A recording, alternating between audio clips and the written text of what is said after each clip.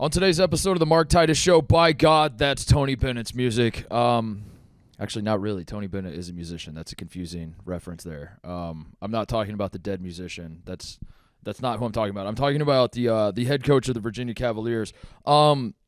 Virginia is now one game back in the ACC standings by virtue of North Carolina losing at home to Clemson.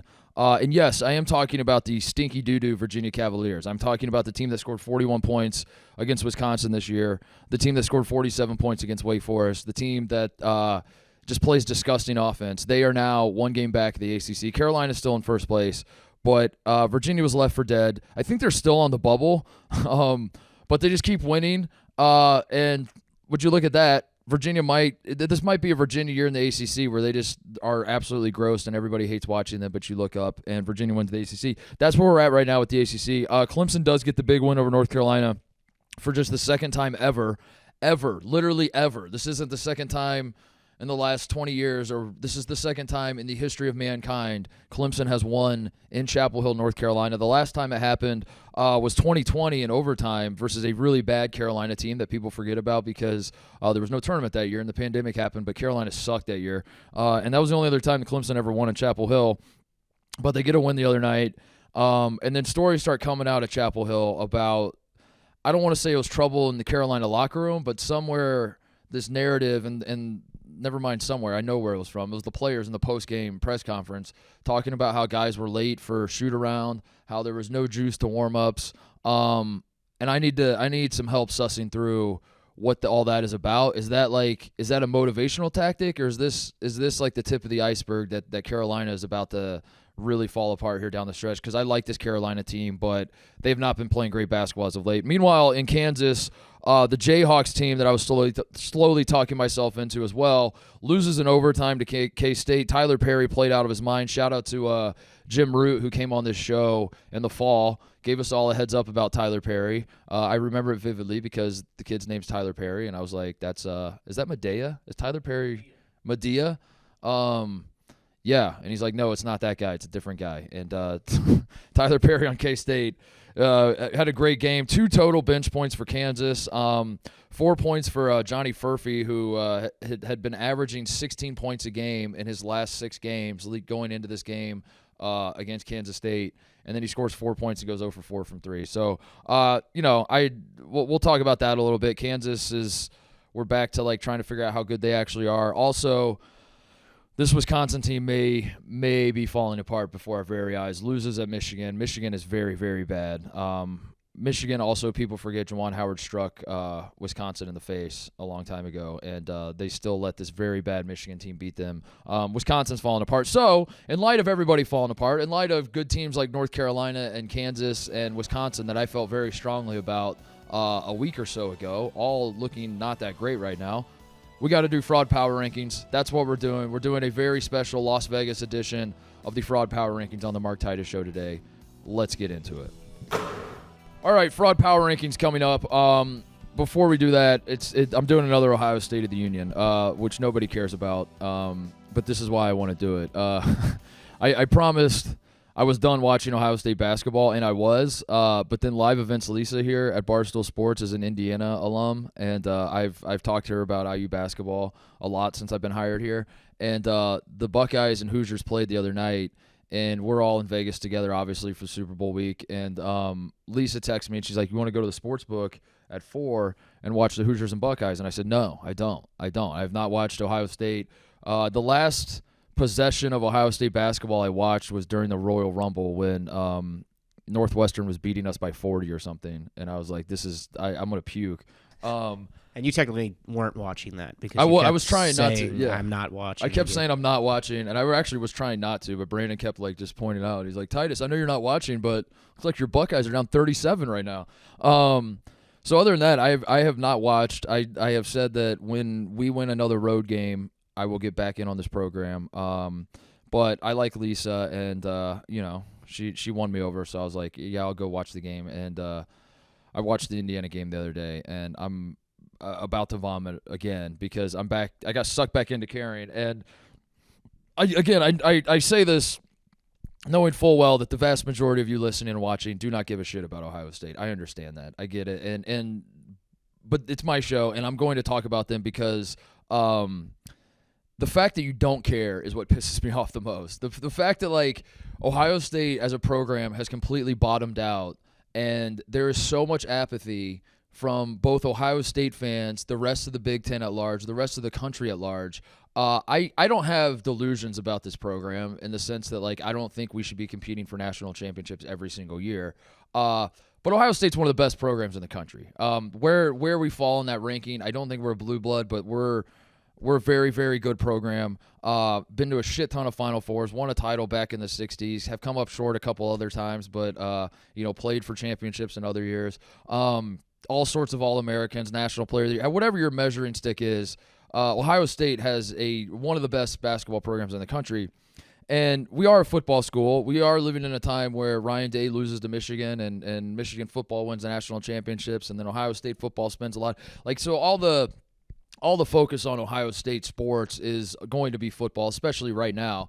I understand all of these things, but the college basketball fan in me, and certainly the Buckeye in me, wants to believe that there's a world where Ohio State blows 18-point leads for multiple times in the same season, where Ohio State has back-to-back great recruiting classes, and there was real momentum and positivity heading into this season after last year was a disaster.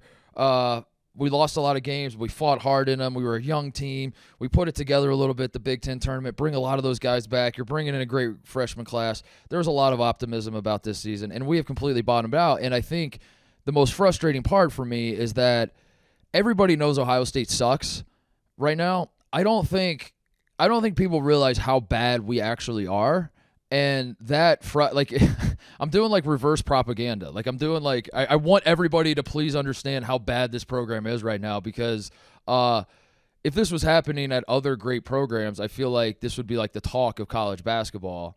And I don't expect to be the number one story in college basketball, but I just like you're watching the Indiana game and there's just nobody in the crowd. There's nobody. Like if this was happening, I want to believe that like our fan base is fired up and we're booing. But I'm part of the problem too. It's just like apathy is fully set in, and that is so much worse than being angry or being upset or being heartbroken.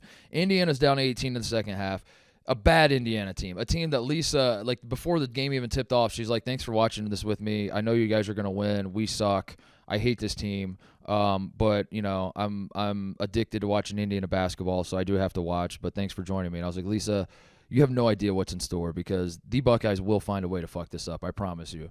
But the crowd is completely non-existent in the shot, and people, we're up by 18. We choked the game away, and as I'm watching it, no part of me is surprised. No part of me is like, I don't have the pit in my stomach feeling. I'm not biting my nails. We've talked about this before, TJ, where like you watch games and you're so on edge that you can't drink, and you're just like, I'm the exact opposite right now with Ohio State. I mean, you're numb. Just completely numb. Yeah. Both ways. We get up big. I don't care. We were down big. Like it's just like no lead is ever safe. I don't feel anything anymore. And I'm dead. Yeah. I'm dead as an Ohio State basketball fan. And I wanted to talk about it a little bit because I wanted to announce that I'm officially dead. I'm dead. I don't know how to become undead. Rip. It's one of the tougher spots to be in college basketball fandom. Is like, and a lot of teams go through this cycle where it's like you could be up 15, but you know that you don't even have to watch the game. Don't even have to watch until there's 5 minutes left or 2 minutes left, and you turn it on with 2 minutes left, and it's either a one possession game or you're losing by 15. Yeah, like that's just how. Like teams in that we Rutgers went through a phase of this last year when they were like blowing the season. I was like, I don't have to watch the first half. I know what's going to and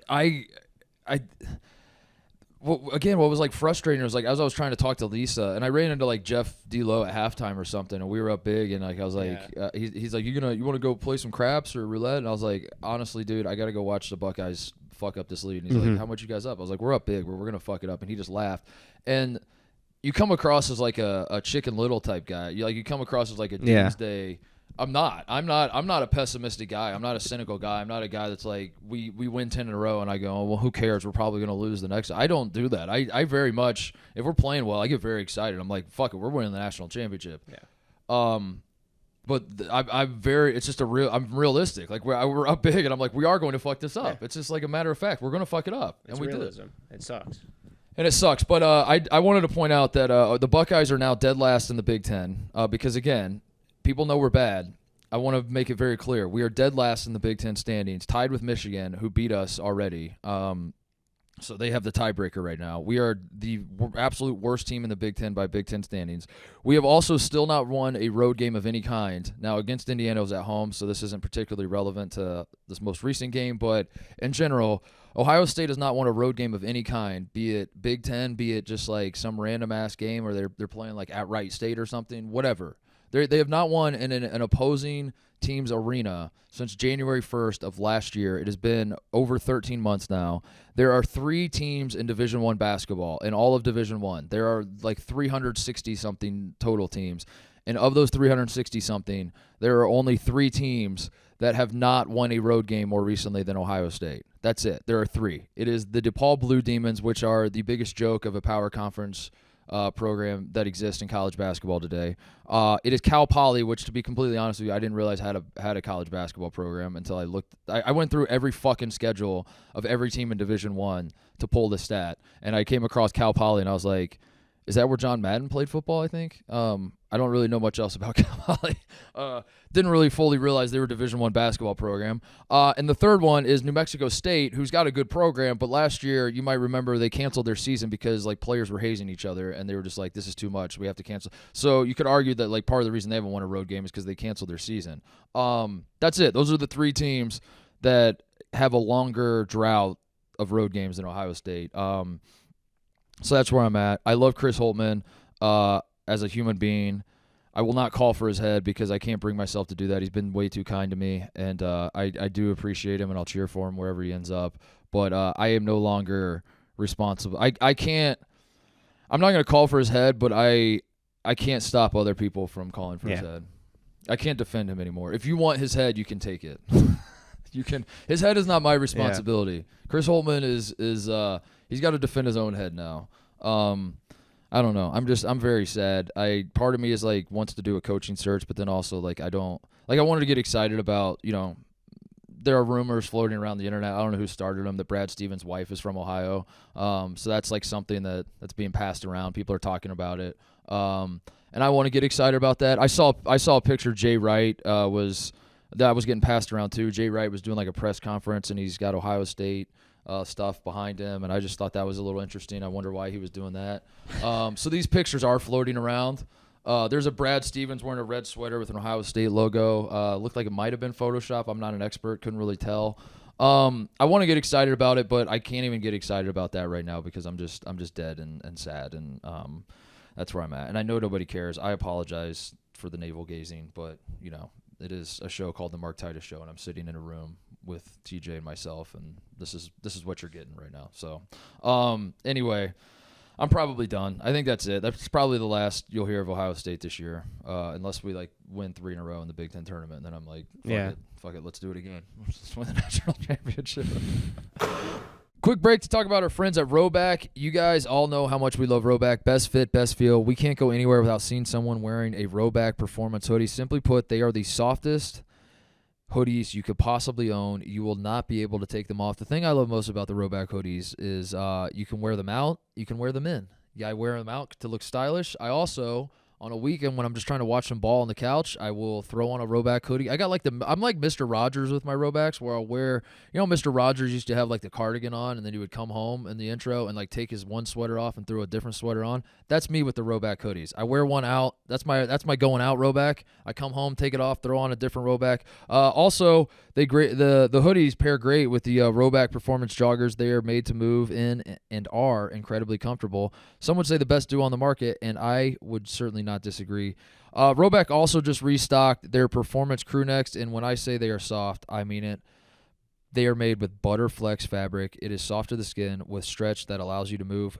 Go check out Rhoback now and use code Titus on Rhoback.com for 20% off your first purchase. That's RHOBACK.com. 20% off all performance hoodies, crew necks, joggers, and more with code Titus. Rhoback is we love them at Barstool, but it is like it's one of those sponsors that I like scream from the rooftop. Like everything they put out is awesome. I cannot recommend enough that you go to Rhoback.com, you use code Titus, get 20% off, and then be prepared to go back and buy a bunch of other stuff because they rule. Rhoback.com. moving on to the fraud power rankings. The Buckeyes are. I mean, we're not frauds anymore. Like we're just. This is 2 years in a row. We suck. But if we were, we'd probably be number one. If we had any hope whatsoever, we would obviously be number one because we just continue to find ways to fuck it up. But let's get to the real fraud power rankings. At number 5 this week is Jeff D. Lowe. I'm kidding. It's not. I did like the tradition of putting Jeff D. Lowe in the fraud power rankings. He's every time we do this. in the same building again. Didn't show up to the show. Not invited. But that's a great point. Jeff D. Lowe is, as we're recording this right now, he is in this building. Yeah. And he's not here. So, yeah, maybe I do put him back on there. No, it's not Jeff. It's Alabama. It's Alabama Crimson Tide. So, last night, Wednesday night, Auburn-Bama rematch, Iron Bowl. I still don't know if they have a name for it for basketball. I feel like that's something I should look up and pay attention to. Every time they play, I'm like, do they have a name for it? And then I do zero research to actually get an answer to that.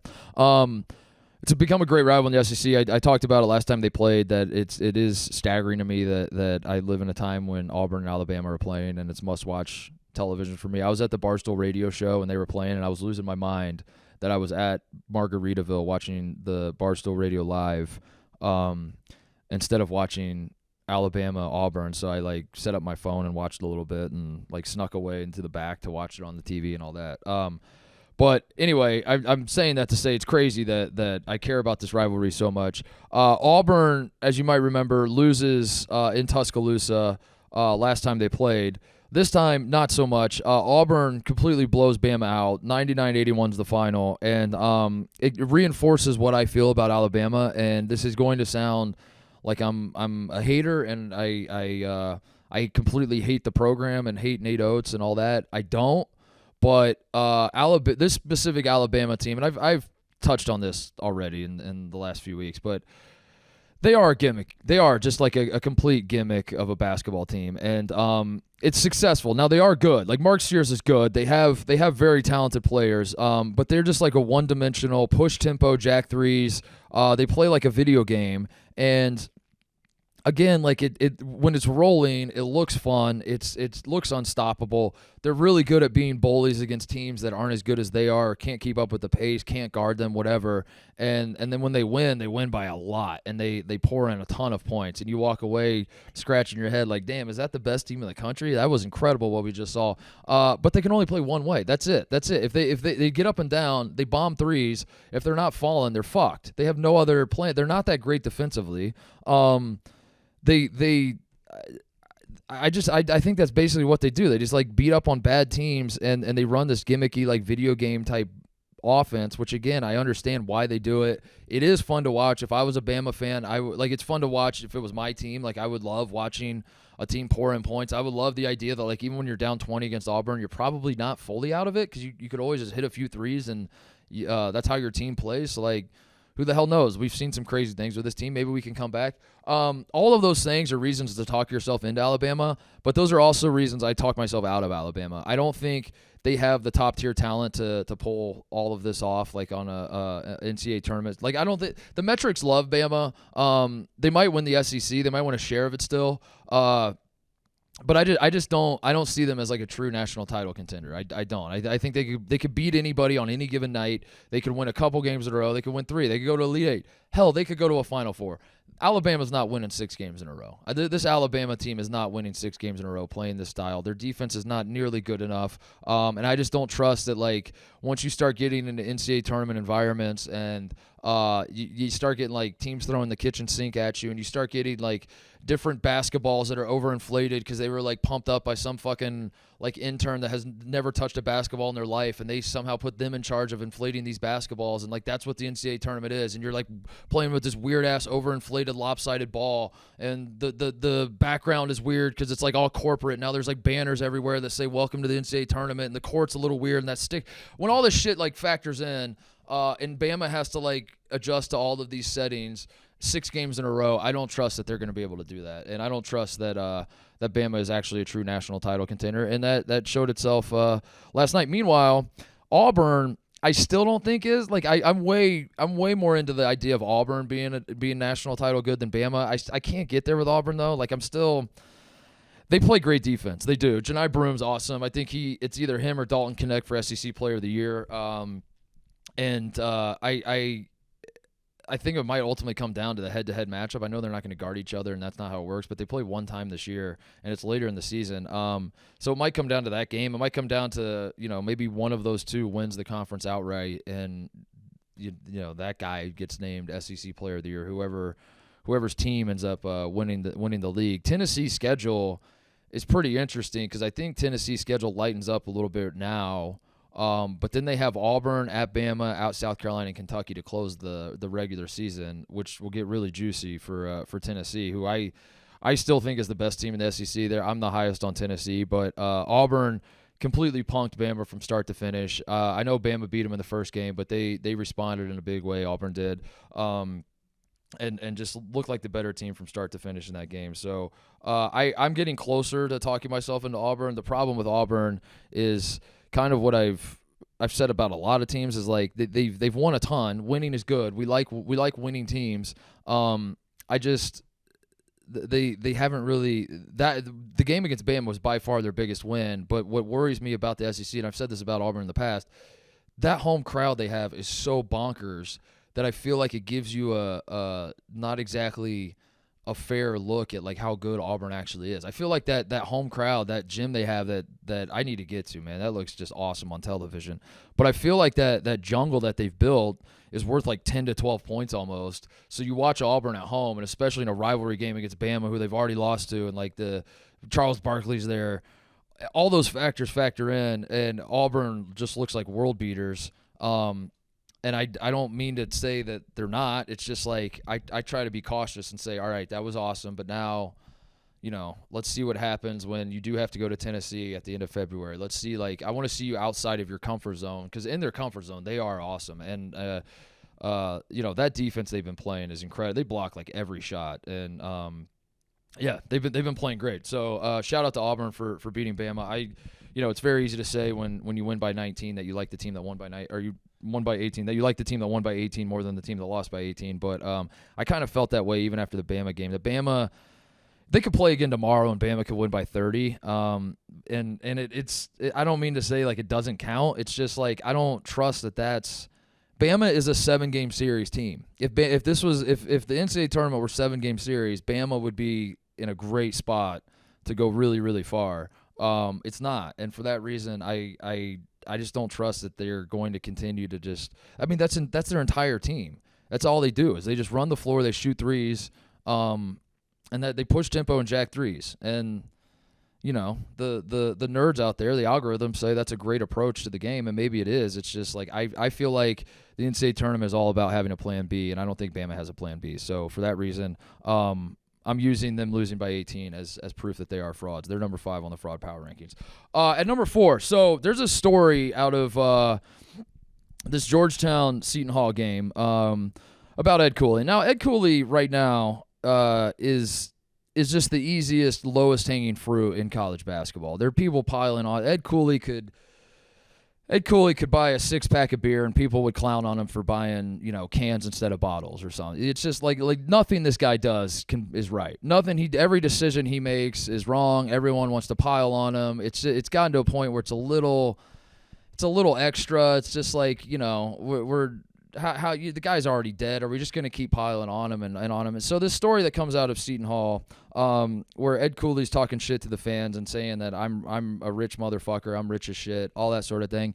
A lot of people are piling on him, and I'm thinking to myself, do I want to pile on him too? And the answer is yes, I do. I also want to pile on Ed Cooley. And that whole preamble was to say that we should not stop doing this. We should continue to pile on Ed Cooley. He is number 4 on the fraud power rankings. If you have no idea what I'm talking about, Georgetown plays at Seton Hall. Jerry Carino, who writes for the Asbury Park Press, is that a Jersey? He's a legend, yeah. He's a legend? He's very, very, very respected in the New Jersey. That's awesome, because basketball game, high school, all the way, everything? Yeah, high school and college, yeah. He's big time. That's awesome. So he reports that he tweets out during this game, as the game's winding down, Seton Hall and Georgetown loses again, that Ed Cooley gets into a not an altercation, that's probably too dramatic. A fan chirps at him. he responds and says, a fan says, that's $7 million per win. I'll just read the tweet. Student fan to Cooley, that's $7 million per win. Cooley walked over and said, you know what? I'm rich as a motherfucker. I'm rich as shit. And then Carino says, I swear that just happened. And if you're telling me that this guy is reputable journalist, I have no choice but to believe this. What a loser. What a loser Ed Cooley is. Now, Brandon Walker today on Mostly Sports was trying to make the argument that this is kind of a cool thing, like just be like, I'm rich, to just say that to people is cool. And I kind of get where he's coming from. I think if this happened on the street, that would be one thing. If Ed Cooley was out to dinner and someone was like, you're a failure, you'll never amount to anything in life, and he was like, bitch, I make $7 million a year, that's pretty cool. That would be cool. In the context of you are coaching a basketball game, the game is technically not over yet, and the students are chirping at you for the other team, and you're responding to them to point out, yeah, I might be getting my ass kicked. Okay, fine. Guilty as charged. We've won one Big East game since I've been here, and it was against DePaul, who's just as a complete institution has punted on basketball. And we beat them by 3 at home. Yeah, sure. Guilty as charged that I'm getting paid $7 million to win one game, but I am rich. I don't think that's that cool. I think like when you're coaching basketball, the only thing that is cool in that context is winning. Like I said, if he's walking to the bus, really if he's outside of the game, if like the game is over and he's like just outside on the street and people are talking shit to him, maybe it's a little more palatable. But what an absolute loser this guy has become. I don't understand.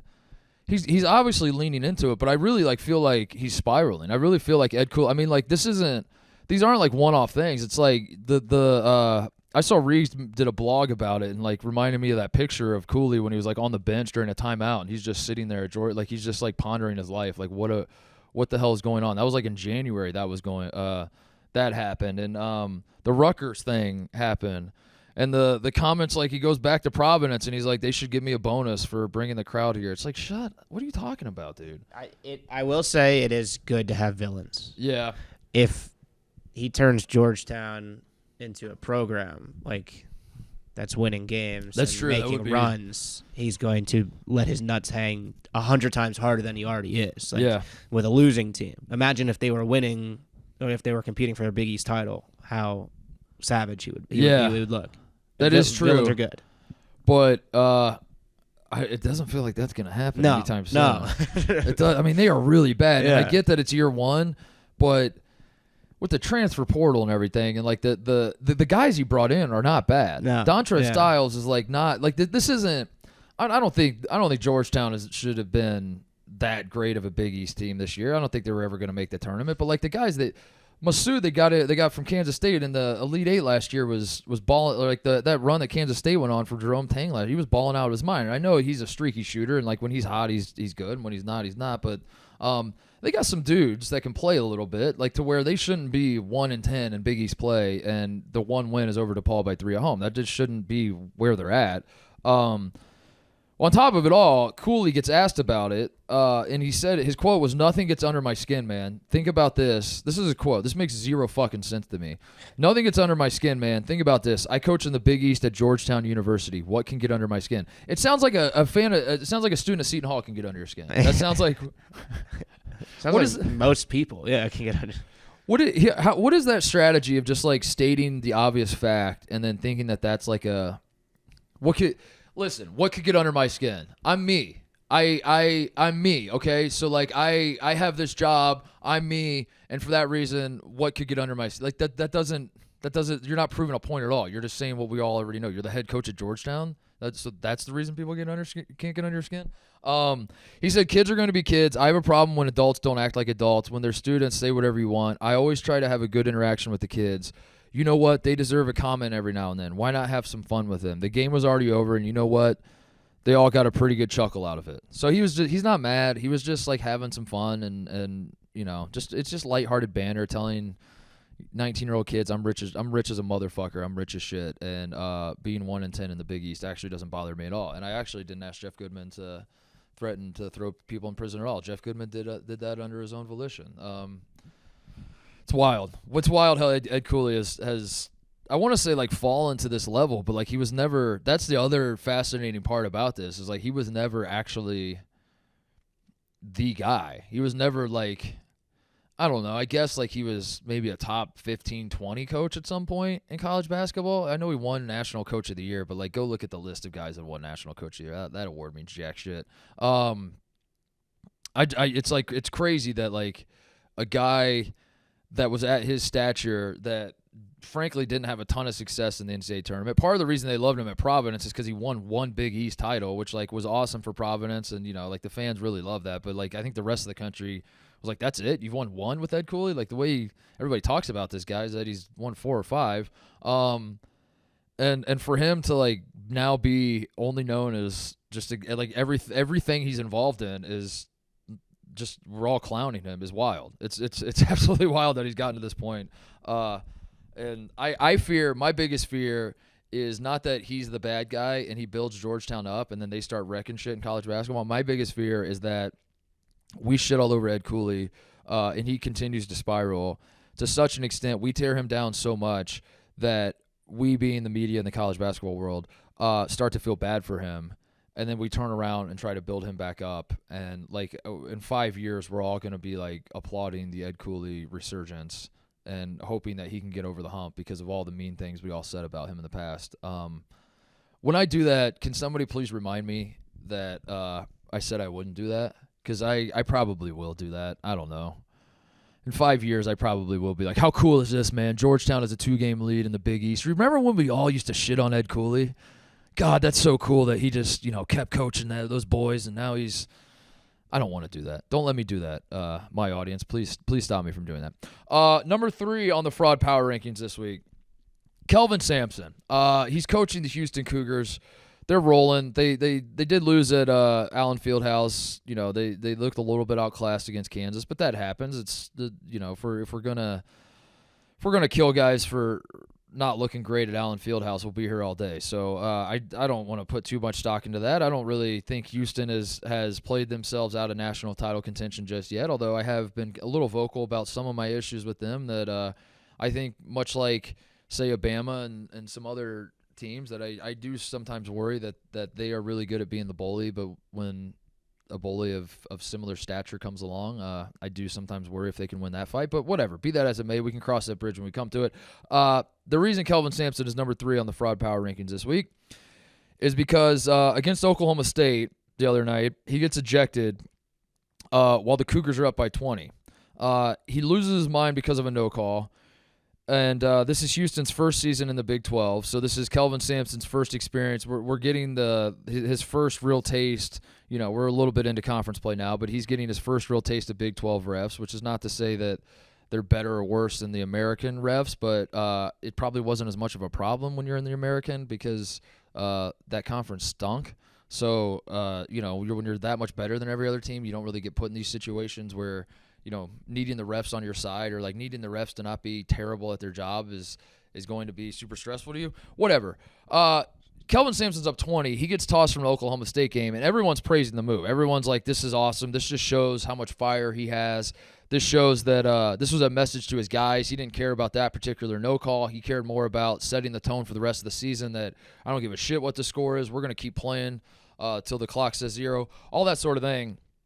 I, being smarter than everybody else, and just seeing things at a different level than basically everybody else, I saw what was really going on here, which is that Kelvin Sampson was ripping a page out of the Norman Dale playbook, and I'm going to explain what happened here. So, over the summer, Kelvin Sampson's son, Kellen, who has been an assistant with him forever, played for him, has been, has coached under his dad forever. They finalized a contract over the summer in June for Kellen Sampson, the son, to be the head coach in waiting. So when Kelvin Sampson decides to hang it up, Houston will not do a coaching search. They will just hand the reins over to Kelvin Sampson's son, Kellen.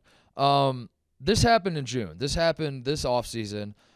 We now fast forward to this season, and Houston is playing the worst team in the Big 12. They're playing them at home. They're up by a ton of points at halftime. They're up by 20 points with like 15 minutes left in this game. I think that this was a Norm Dale straight from the movie Hoosiers. Norman Dale purposely getting tossed so Shooter can take over. That's exactly what this was. Kelvin Sampson got tossed on purpose so that Kellen Sampson could get some reps sitting in the head coaching chair, and he figured, we're up by 20, Oklahoma State sucks, we're not going to lose this game. This is going to give my son some valuable experience working the Big 12 refs, coaching against another Big 12 team, all of that sort of thing. This is why he waited till Big 12 play to do this. This is why he didn't do this earlier in the season. It all checks out, and I think Kelvin Sampson, beyond pulling this off, I think Kelvin Sampson taking a play out of the Hoosier from a movie called Hoosiers, when I just feel like that's twisting the knife a little bit. That Kelvin Sampson coached at Indiana.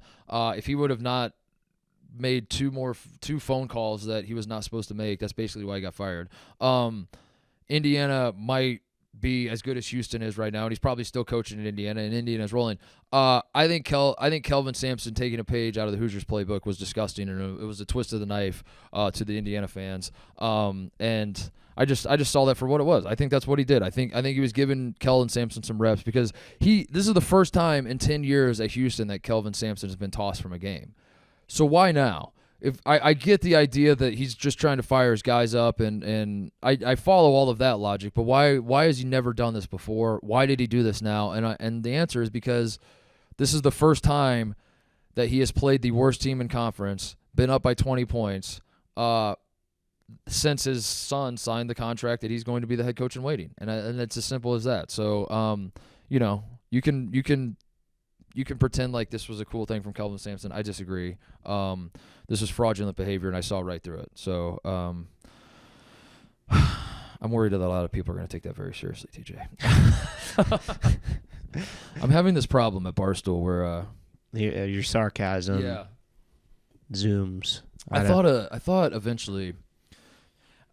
When it hit me was when a couple weeks ago I did a show. I think it was a solo show like this, and Cody picked an atrocious thumbnail for the YouTube, and just a disgusting picture of me that I don't even know where they got it from. It was not a good picture, which whatever. I'm not like, I don't care that much, but I was also just like, of all the pictures to use, you could have just used a shot from the show. You could have used, like, why would you? Yeah. What was the thought process behind that? I was just more curious.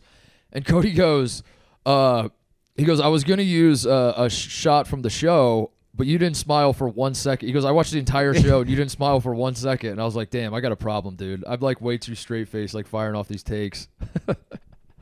like I'm seriously pissed off. And so I don't know, I'm trying to do better. And then I'm ripping on Kelvin Sampson, and I could just preemptively feel the wrath coming my way. All right, at number 2 on the fraud power rankings, ESPN. So this is the first year that we have not had the ACC Big Ten Challenge since, I believe, 1999. I think they did it for like 24, 25 years, something like that, and then they got rid of it. Mixed reaction when it was like a nostalgia thing where people were sad about it, but other people were like, whatever, it's played out. It doesn't really matter that much. It's at the beginning of the season anyway. We used to jump to huge conclusions about the ACC Big Ten Challenge, and then we found out that that's kind of stupid and doesn't really mean anything. So like, whatever.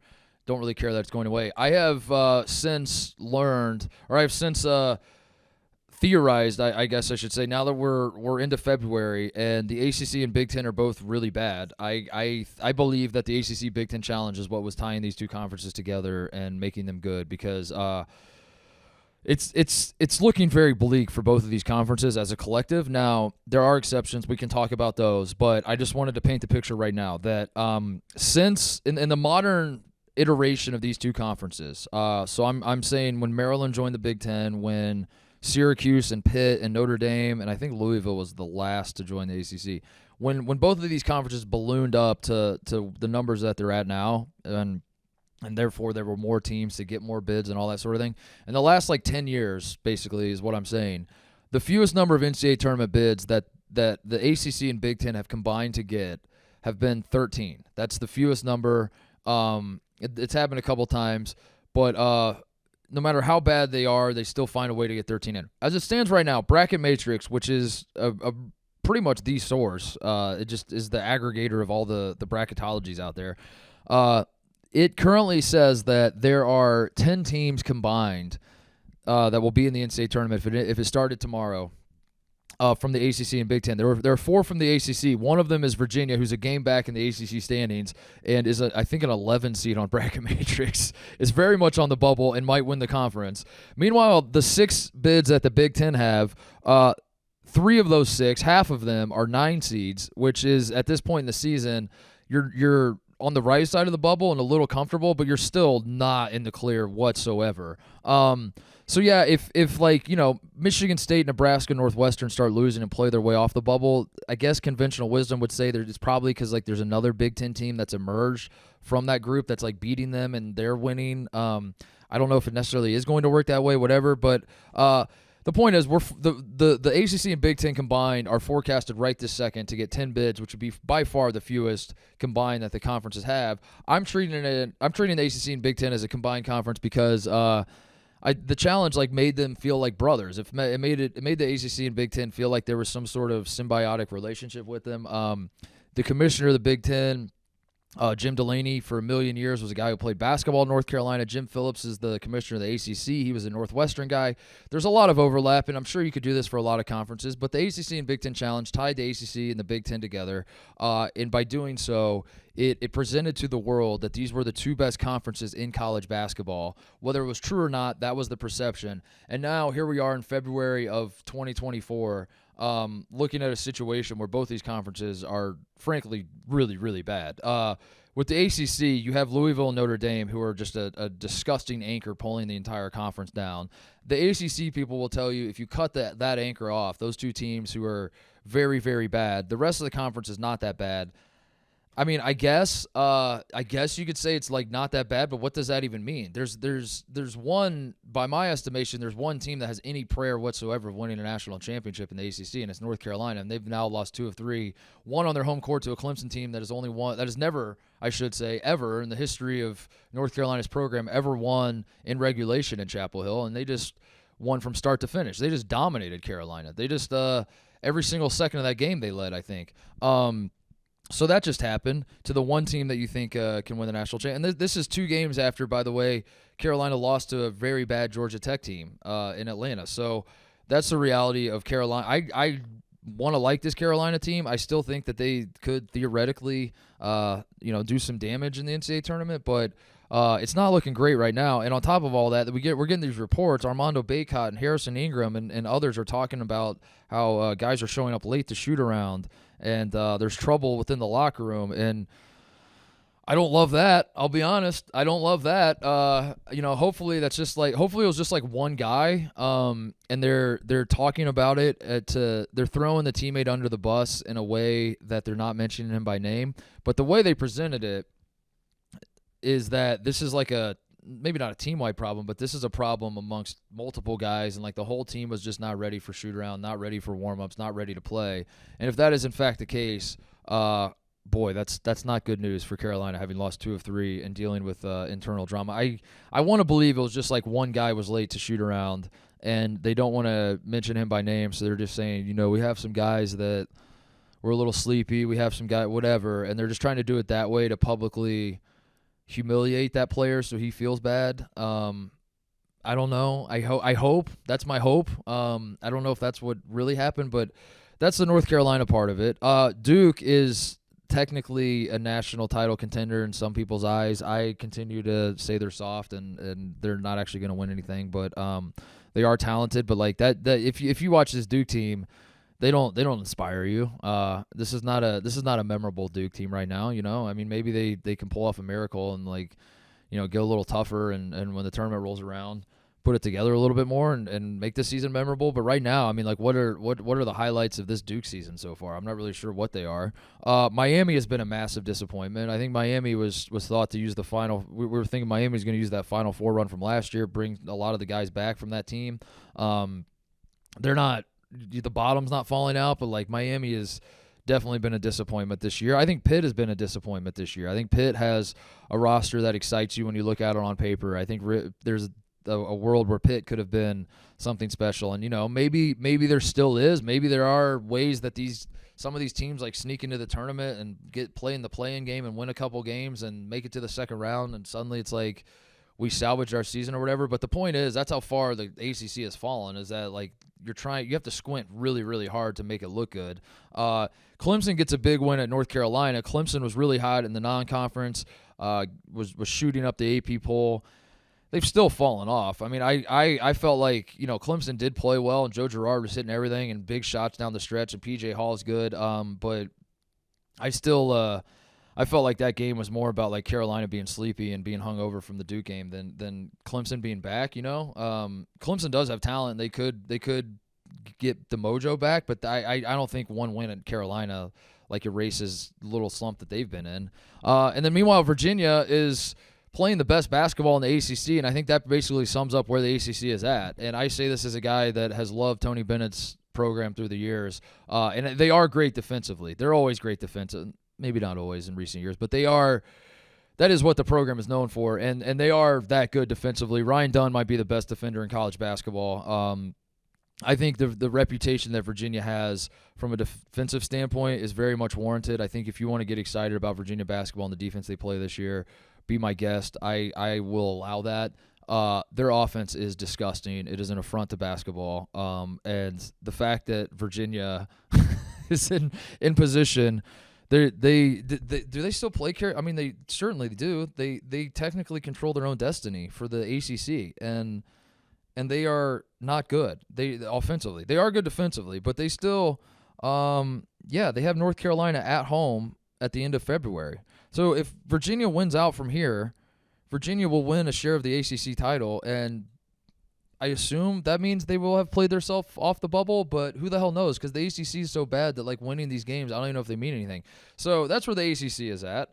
Meanwhile, in the Big Ten, you have Purdue. Now, Purdue is the favorite to win the national championship. Purdue should, if it's not UConn, it should be Purdue. I do think in a vacuum, Purdue should be the favorite. I don't think that's crazy. I think looking back on last year, it might feel crazy. You have a team that won the national championship, is ranked number 1 this year. You have a team that lost to a 16 seed. Why is the 16 seed loser favored to win the national championship this year? I do think in a vacuum, Purdue should probably be favored to win the national championship. I still think UConn's ceiling is a little bit higher than Purdue's. Doesn't matter. We're splitting hairs at this point. Purdue is Purdue. Well, we're going to put Purdue over there. Purdue has earned their reputation as, they are very good. They're doing their best to carry the conference right now. They're going to win the conference comfortably. Purdue's great. After Purdue, we have Wisconsin, who I was high on not too long ago. They're completely falling apart right now. I don't really know what's going on with that program. I wanted to believe that you lose at Nebraska. That's not the end of the world. Nebraska is playing good basketball. They're playing great at home as well. They lose at home to Purdue, which felt like a little bit of a gut punch because Purdue didn't really play A+ basketball. And I don't think Wisconsin needs to spend a lot of time kicking themselves for blowing the opportunity because Purdue is a better basketball team, but also there were timelines where Wisconsin could have won that game, and maybe part of them feels like they could have. So, it's a little bit disappointing, but hell, Purdue might be the best team in the country. So you dust yourself off, you pick yourself back up, you go to Ann Arbor against a team that you should hate. I mean, the coaching staff of Wisconsin should fucking hate Juwan Howard. I hate on behalf of Wisconsin fans that Greg Gard is like chummy with Juwan Howard and just let bygones be bygones with that whole thing. Michigan's terrible. Michigan fans are in the same boat Ohio State fans are in, where they're just like apathetic towards the whole program at this point, and just like, let me know when we fire Juwan Howard, I'll check back in. And they I wouldn't say dominated because it wasn't really a blowout, but like Michigan was in control this whole game. They were leading every time I looked up. Michigan was leading this game. And Michigan has been known to fuck it, just like Ohio State, have been known to fuck it up in the second half, take a halftime lead, and then fuck it up in the second half. They did not do that. Wisconsin is not playing well at all, and I'm worried that the wheels are starting to fall off. I still think they could salvage, we talked to Big Cat about it. I still think they could salvage a Sweet 16 type run, but there for a moment I was like, Wisconsin might win the conference. Wisconsin might go to a Final Four. That sure shit ain't happening right now. Illinois, I want to like.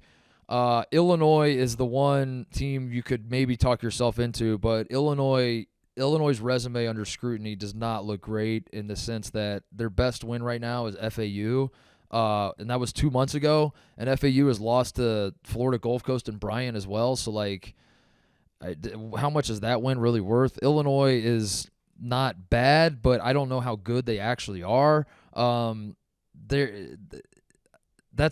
they have to be. They're the second best team in the conference. Michigan State's a massive disappointment. Ohio State is a massive disappointment. Indiana is a massive disappointment. You have Northwestern, you have Nebraska, you have Minnesota, who are all better than they've been in the past. So like their fan bases are excited about them. I think like Big Ten Network's excited about them. Well, look at this scene in Lincoln, Nebraska, folks. Have you ever seen anything like this? Nebraska basketball, all that is fine and well. They're not good. They're not. They're stories because they're better than we expect them to be, but like for God's sakes, Minnesota lost to Missouri, who's terrible, and Northwestern lost at home to Chicago State. So like forgive me for not getting super fired up about the idea of like them carrying the torch for the conference when the NCAA tournament rolls around. It seems like we have these conversations a lot where we're talking about teams that like underperform or like under hit expectations this year. Is that good or bad for the sport when like it seems like a ton of teams are in like that low A high B tier and there's not a lot of like really really good teams? Does that like mean that there's going to be a ton of chaos at the end of the season or no chaos and just all chalk at the end of the season? It seems like every team hold for maybe like 4 or 5 teams in the entire country are like okay to good, not great teams. Yeah, it's true. I think it's good to get like newer fans, and I think like Will Compton pulling me aside and being like, so how does the Titus? How does the NCAA tournament work? Right. I saw Nebraska is like in the mix. Like what? So what? Explain to me what the NCAA tournament is. What is the bubble? What is the bubble? What is how does it? So they just get a room and they just like pick these teams. Is that like Will? That's how it's always worked. I think that's a good thing to have guys like him and like Nebraska fans and Northwestern fans of Northwestern's made the tournament recently and they're on a little bit of a good stretch here, but Minnesota as a program has like bottomed out and like they're back in the mix and beating teams and feeling good about themselves. I think that's good if and only if they actually stick around and like still care about college basketball, or they just like riding a quick like is Will Compton going to get the did he get like bit by the basketball zombie? What's the thing that like you get bit by and then you're transformed? Is it a zombie? Like a zombie bit him and then he turns into a basketball fan? A vampire bat? A vampire? I don't know. Mosquito? He gets bit by a basketball mosquito. That's it. That's the analogy I was looking for. And he gets infected with basketball fever. Then that's good for the sport. But I think I'm probably leaning towards bad because I think what's happening is you just have a lot of fan bases. You have a situation where like North Carolina is ranked 3rd in the country, and you have Armando Bacot, who's All-American good. You have R.J. Davis, who's All-American good. There are a lot of reasons to be excited about North Carolina if you're a North Carolina fan in terms of like where they stack up against the rest of the country. And my guess is that most North Carolina fans are like, we're not that good. Right. This isn't like a great Carolina But they're number team. 3 in the country. But they're number 3. And I don't think that's good because I think you need like if you have a top 10 team, you need to be puffing your chest and really excited about like I think this is going to be a special season. And I feel like Kansas fans are the same way. Yeah. Preseason number 1, you have 2 guys that could be first team All-Americans. The Kansas fans, they know ball. They're just like, I don't know, like we have no bench. It's getting worse, by the way. Kansas's bench is just like Bill Self is going to get to a point where he's going to play 5 guys the entire game and play nobody else. I don't think that's good.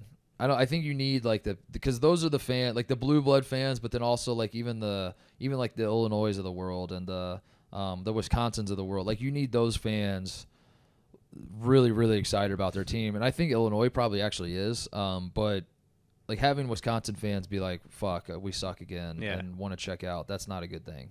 So I don't know if that answered your question. No, I just think it's an interesting time. Like, it seems like the only teams that are confidently the good and confident in the ability that they're good are like Tennessee, UConn, Purdue. Yeah, but Purdue isn't because they've lost in the tournament to a double-digit seed every year. Yeah, that's true. It's not Purdue. It's Purdue fans are the Purdue fans that do feel very good about themselves are putting on a facade, I think. Yeah, they should. They're just trying to talk themselves into it. Yeah. You should feel good about the regular season, but like if there's any Purdue fan that's like, no, fuck all that, we're winning the title this year. I mean, you might, but like you're lying. You and I both know you're lying to yourself. How could you feel that way? Yeah, you're just trying to talk yourself into being confident. I would say my list of fan bases that aren't my list of fan bases that are probably excited about college basketball right now. It's Purdue, obviously. It's Houston, obviously. I think Tennessee is on the list. I think Houston is probably on the list. I already said Houston. Houston, Purdue, Connecticut. Houston, Purdue, UConn, Tennessee. Those are the big four. Isn't that's a weird... Arizona's good enough to win a national title. I think Arizona fans are like, Auburn. I would throw Auburn in there. They're 5. Maybe Bama. I know losing to Auburn stinks, but maybe Bama fans are excited about their team. I don't know. Like Marquette fans are like weird. They're probably confident, but also. I don't know, man. It's that's a great question. It's very Creighton. I think had high expectations coming into the year. They're not playing great basketball. You know who's excited is Indiana State and Dayton. Those are the two. Those are the two fan bases that are fired up right now.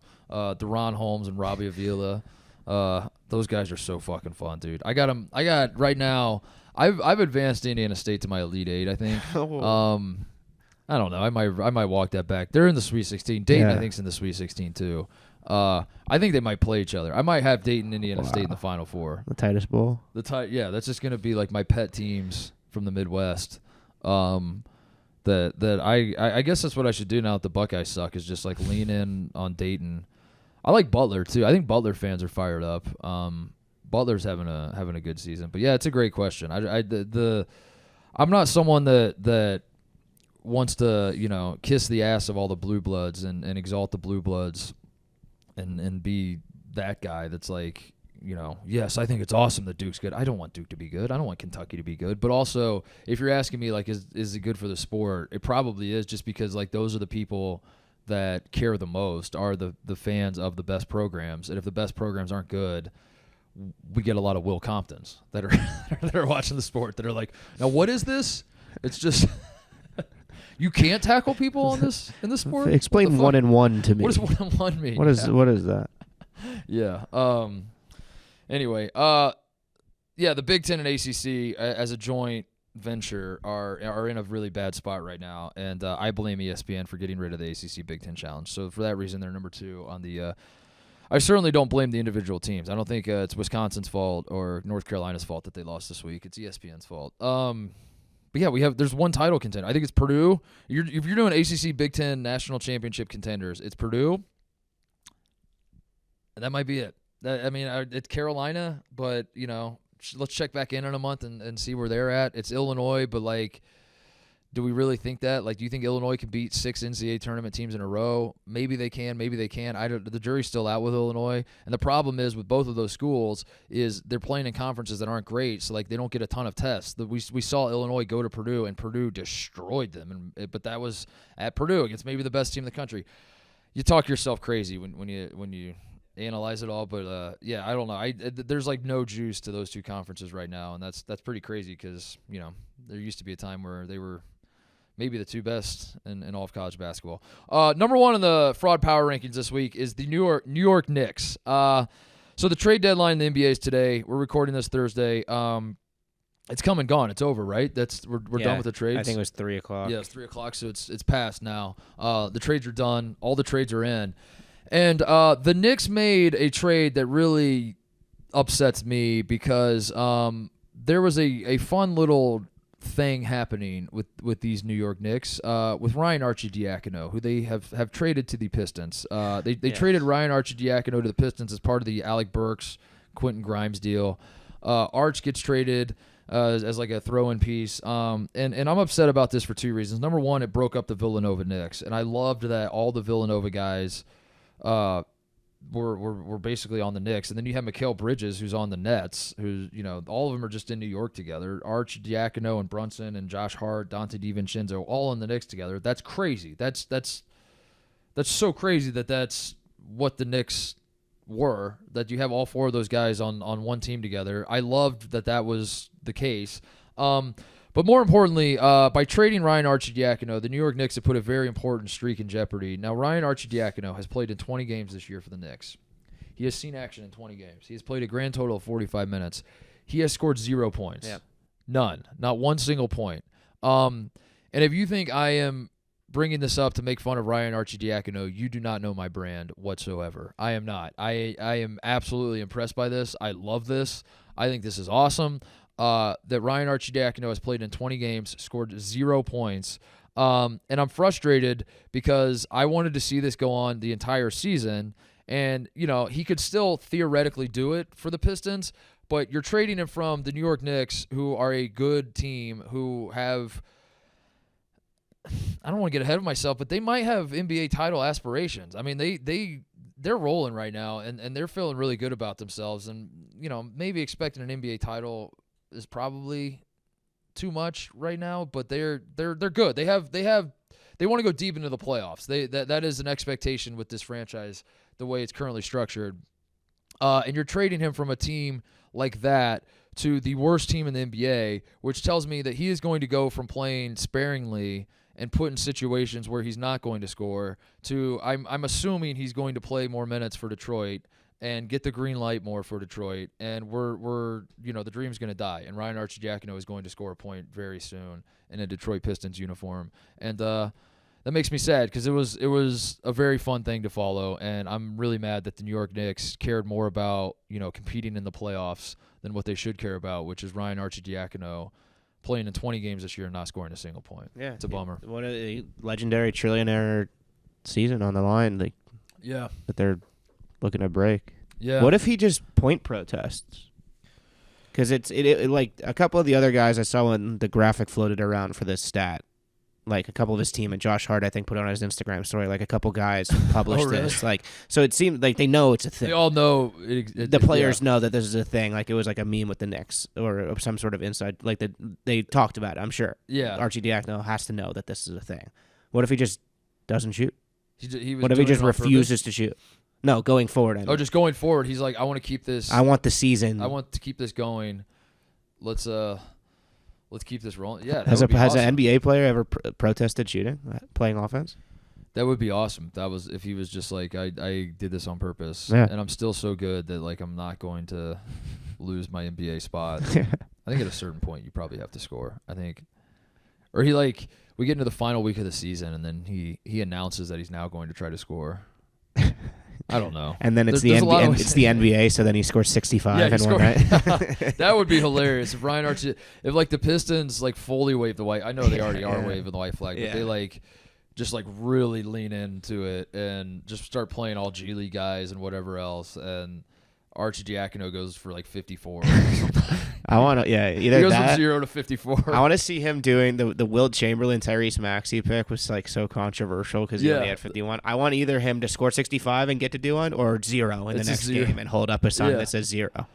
He scores 3 and holds that up. Yeah. What would be the funniest? What would be the funniest picture he could do? I do love all those Villanova guys. By the way, they're all like. They're so good, and those teams were so good. The 16 and the 18 team both. The 18 team was like such a juggernaut in the tournament. That was like so unfair. By the time that Michigan national championship was just an absolute joke. It was Dante DiVincenzo was balling out. They were so fun. But what's so cool about them is that they are so fun as human beings too. That like Josh Hart and Mikal Bridges and Jalen Brunson, like all those guys are so fun to root for. And so likable. So I like the idea of all of them playing on the same team. They all weren't on the same, but to have 4 guys from that era of Villanova basketball all playing for the Knicks, it was fun. And then the Knicks had to ruin it. So that's why they're number 1 on my fraud power rankings this week. Quick break to talk about our friends at Visible. Draining a half-court buzzer beater to win the game, not easy. Switching to Visible and saving on wireless with no hidden fees, yeah, that is pretty easy. Switch to Visible, the wireless company with nothing to hide, and get one-line wireless with unlimited 5G data powered by Verizon, just $25 a month, every month, taxes and fees included. One-line wireless, $25 a month. As I said, the taxes and the fees are already included. That's it. It's $25 a month. That's all. Visible is the wireless company with nothing to hide. There are no hidden fees. There's no gotchas. It is as clear as I'm making it out to you. I'll say it again. One-line wireless is $25 a month. Taxes and fees included. Unlimited 5G data powered by Verizon. Bench wireless with hidden fees and switch to Visible. Rate with service on the Visible plan for additional terms and network management practices. See visible.com. Switch now. Visible.com. Go do it. $25 a month. Taxes and fees included. Visible. What else before we go? Oh, Pat Bev to the Bucks. We got to talk about that. That's crazy. That is crazy. Trade deadline stuff. That's probably the biggest news in the Barstool world, certainly. I mean, he has a podcast here, and Team Chicago just got Pat Bev, I think. Yeah. Right, in the game? We're loaded now. If Pat Bev was going to play for Team New York when he lived in Philadelphia, Milwaukee is the Philadelphia of... Milwaukee is to Chicago what Philadelphia is to New York. Yeah. He's a Chicago guy now, right? Again. And we're gonna, and the whole rationale was, I don't remember the rationale. I have an announcement, by the way, on the Pat Bev front that we squashed the beef. There was a run there for a little while where there's a lot of chatter about like what would happen if Titus and Pat Bev played 1-on-1, and people were split on it. It became a huge controversy, and like it made me really uncomfortable because like I didn't want to make it a beef, but I won't lie, I did find it pretty cool that people, it was pretty 50-50 split. There's a lot of chatter about, could I beat Pat Bev 1-on-1? And so it kind of spiraled out of control. I saw Roan throw a stick of dynamite into the Mark Titus Pat Bev feud, and as Roan, he's a pot stirrer. He's an agent of chaos. He's an agent of chaos. He's good at what he does. He gets Pat Bev to say fuck Mark Titus on the show, and it was not looking good for your boy on the Pat Bev front. And I saw this clip, and I was like, this is going to be an uphill battle to win Pat Bev over. At dinner the other night here in Vegas, I'm sitting across from Roan. I love Roan, by the way, for the record. I love that guy, and I love going out to dinner with him. And every time he comes around, he comes on the yak. It's awesome. So I'm sitting across from dinner from him. We start talking about Pat Bev, and at one point Pat Bev FaceTimed Roan.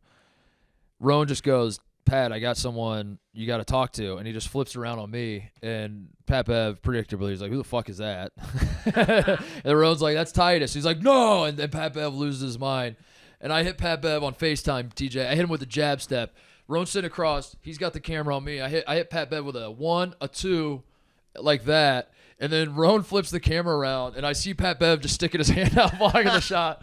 Slapping the floor on FaceTime. Yeah, he's slapping the floor on FaceTime, and I'm absolutely rolling. And I think that squashed the beef because like I couldn't, and I can't even pretend to like motherfucking I can't even like lean into whatever the fake beef ever was after that. I was laughing so hard. But yeah, now he's gonna be on Team Chicago. He got traded to Milwaukee, so Pat Bev and I are going to be teammates in the Barstool basketball game, it looks like. So that's cool. All the shit talking for nothing.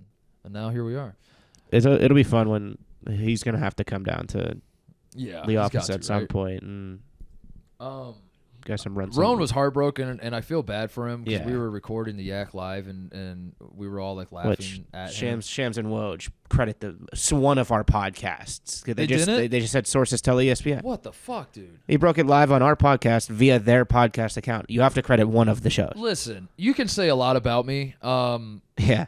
I'm not everybody's cup of tea. I understand that. I have a lot of shitty takes. If you've been listening to me diarrhea into this microphone for as long as I've been doing this now, there are probably a handful of things I've said through the years where you're like, what a fucking idiot this guy is. All of that's fine and well. Whatever. I'm okay with all of that. You have to admit at this point, I continue to just stack a W with the Woj situation. Like that's one of the great takes that I've had. Like being on the cutting edge of Woj hatred just continues to pay dividends for me. And I have to believe that people are opening their eyes to the scumbaggery displayed by this guy. That he can't even...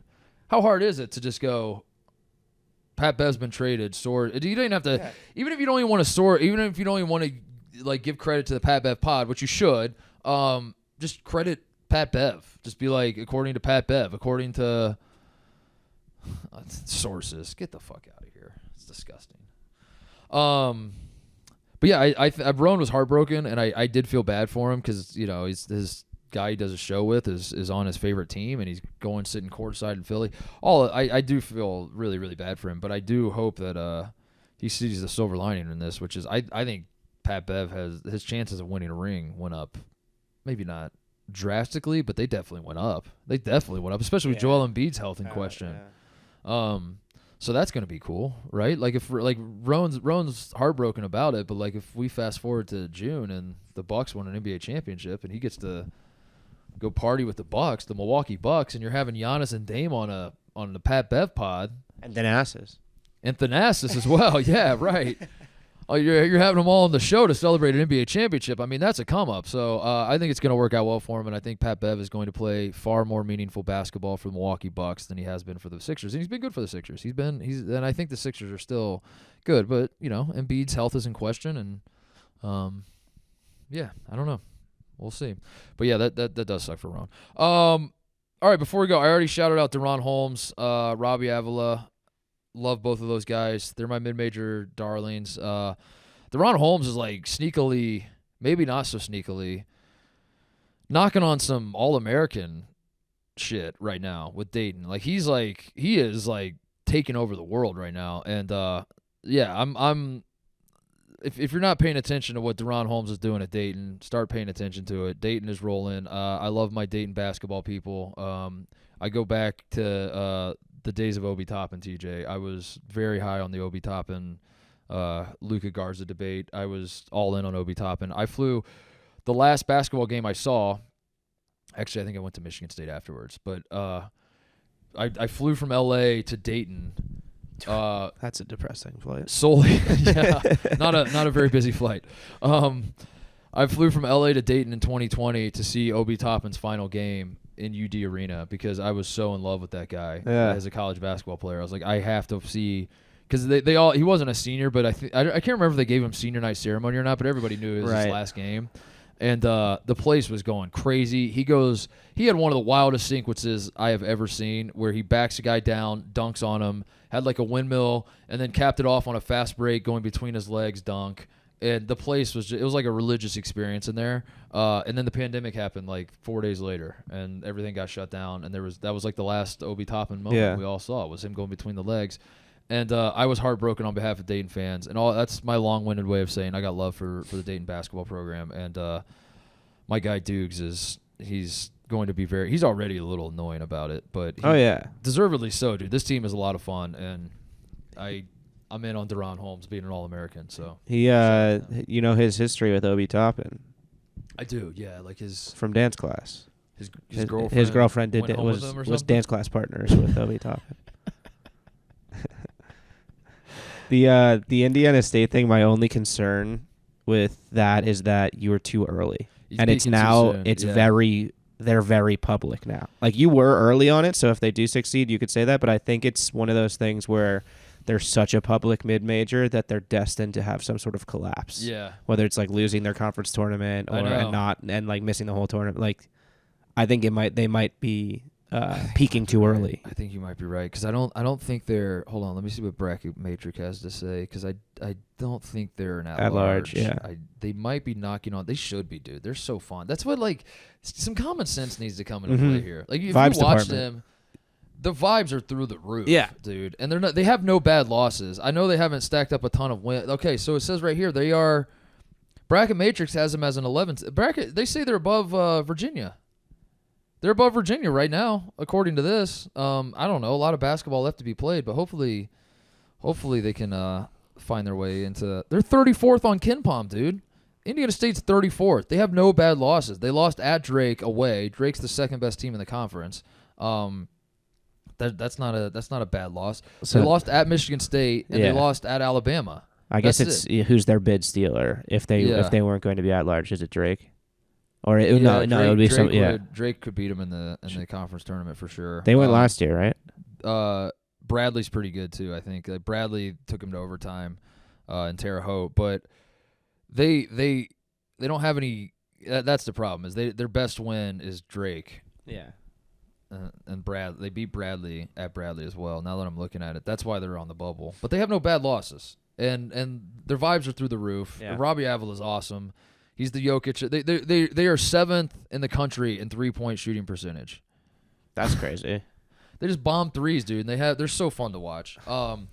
Indiana State versus Dayton Final Four. I'm all about it. Yeah, that's your final. That's 3 teams in your Final Four: Purdue, Dayton, Indiana State, and yeah, I might have some regional bias at play here, TJ. I'm just now realizing, me being from Indiana and living in Ohio for a while. Maybe that's factoring into me. Throw Butler in that Final Four as well. I got 3 Indiana teams and an Ohio team. Last thing or 2 more things before we go. Number 1, UCLA is sneakily not ass officially. They are officially, the UCLA Bruins are officially sneakily not ass. They've won 6 of 7. Their only loss was at Arizona when they were up like 15, 13, 10, something like that, late in the second half, and then they blew it down the stretch. But shout out UCLA for playing better basketball and getting to a point where you are going to talk yourselves into maybe winning the Pac-12 tournament, and they could. They're kind of an interesting spot because the Pac-12, as we know, is not a great conference, and it's dying after this year. But UCLA is, dude. UCLA is 7-5 right now in the Pac-12. They're a game and a half back of Arizona, and for first place in the Pac-12, and they were left for dead. They were at 1.6-10 on the season, but they're playing better right now, and they've won 6 of 7 and sneakily not ass. So there you go. And finally, this Saturday is. 1, Indiana and Purdue rematch, which will not be a good game. Purdue will beat the shit out of Indiana. But 2, the game to watch is Kentucky-Gonzaga. Gonzaga is playing in Rupp Arena. We on the show have had this circled for months now because I've been forecasting that Gonzaga might miss the NCAA tournament. I think that's no longer become like a cautionary, if things don't go right, Gonzaga's going to miss it. We're here. It is, the panic button is at the doorstep for Gonzaga. This is a must-win for their at-large hopes. And meanwhile, Kentucky is fading a little bit, and they got to right the ship. So that's going to be a big one in Lexington. Shout out to John Calipari for. As his team is losing games and Kentucky fans are starting to get a little impatient, and this team has all the talent in the world, but they're supposed to be the team that fixes things after the last couple years of Kentucky not having great results in the NCAA tournament.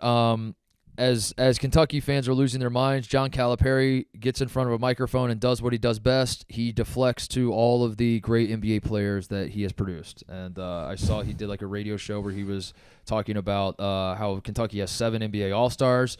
He went through all the stats of all the games that those guys won at Kentucky, how all the Kentucky fans should be fired up about this.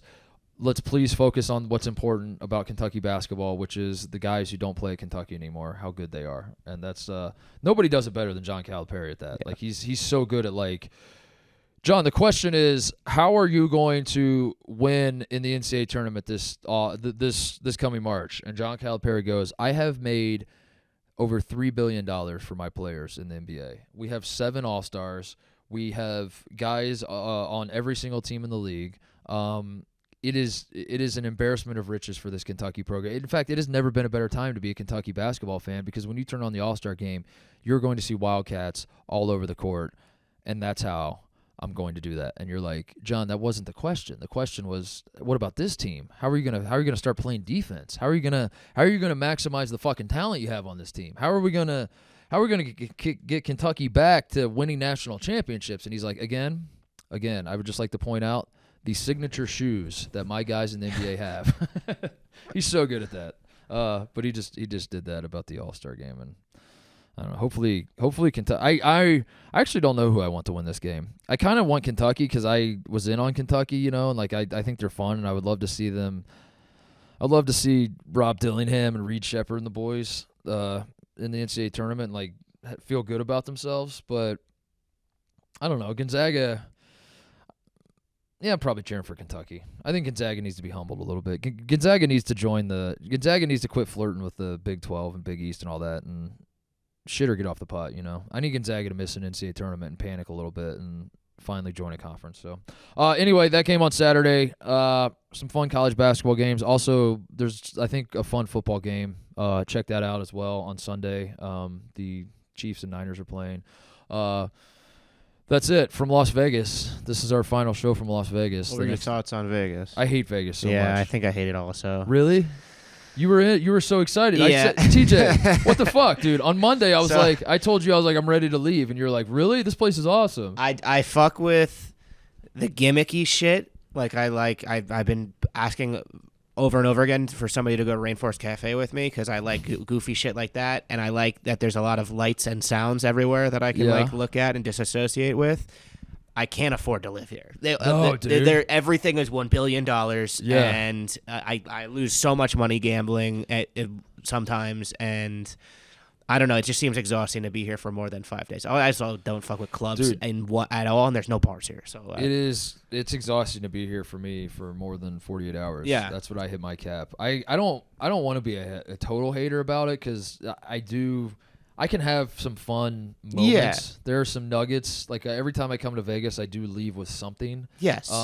You saw a show. I saw a show. You had a cool dinner, but like 5 days in a row playing blackjack, I'm like, I'm exhausted. This is too much. Also, I love walking places, and this city is maddening. I would rather be in Houston or something where like everything's spread out and I know I have to get an Uber and just to go somewhere than to be here where it's like I'm trying to go right there, but there's a fucking wall in my way and I have to get on this escalator and go over there and then go to walk from Planet Hollywood to Margaritaville, which is a half mile. You have to walk through Caesar's Palace across the street. Yes, like, how did they do this? Oh my God, how is this allowed? That seems like maddening. a fire hazard. Yeah, it's maddening. I'm not a Vegas guy at all.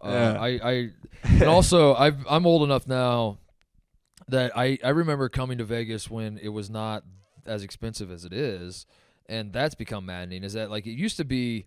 Vegas used to be affordable. Like all the other shit used to be affordable, and that's how they got people here. It was like hotels were affordable and like flights were super affordable. Like Southwest, you pay like $29 to fly to Vegas. I might be exaggerating, but it was like nothing. Yeah. And the whole point was like Vegas was just trying to get people out here because they knew once you're out here, you would gamble, and then that's how they get your money. But it used to be like the money part was the gambling. Everything else was actually pretty affordable. Now everything is super expensive. Everything is super mainstream. Even the idea of like going to Vegas isn't even. It's not like it used to be like a little seedy and a little like I'm going to Vegas this weekend. You like raise your eyebrows. And what happens in Vegas? We'll see what happens, man. I don't know. And your buddy's like, you dog, you're gonna have a hell of a time. I'm so jealous. And now it's just like any other fucking city. It's just you're just going to Times Square. Yeah. Might as well just be like I'm going to some. I know this. The phone gambling probably. Yeah, you can gamble on your phone. Accelerated that. Like, yeah. What do I need to fly to Las Vegas to? I could just do this in my underwear at 5 a.m. So I don't know, but people like it, and I don't.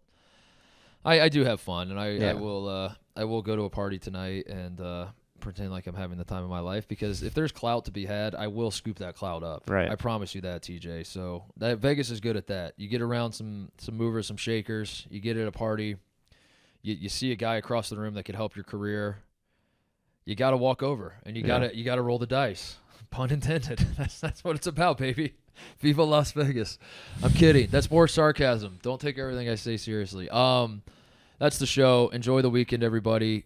It's go time in college basketball. Super Bowl is Sunday. That means next time we do a show. I'm gonna try to do that.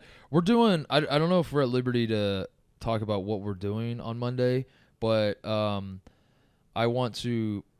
Are we doing a show? Are we recording a show on Monday? Do we think? Because there's a thing. There's a thing that might. I have no idea. That's a really good question. So I'll just say it that way. There's a chance that next week, the first show, we might not record on Monday and put out Tuesday. We might record it Tuesday and put it out later Tuesday night.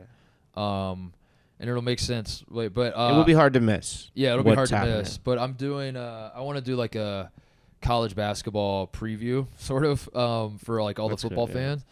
So I apologize in advance for everybody that's like a diehard college basketball fan for the next show, because it's going to be a lot of basic bitch shit. But, I got to tap into the broad audience. So we're going to do that next week. We'll see you guys then. Enjoy the weekend. Goodbye, everybody.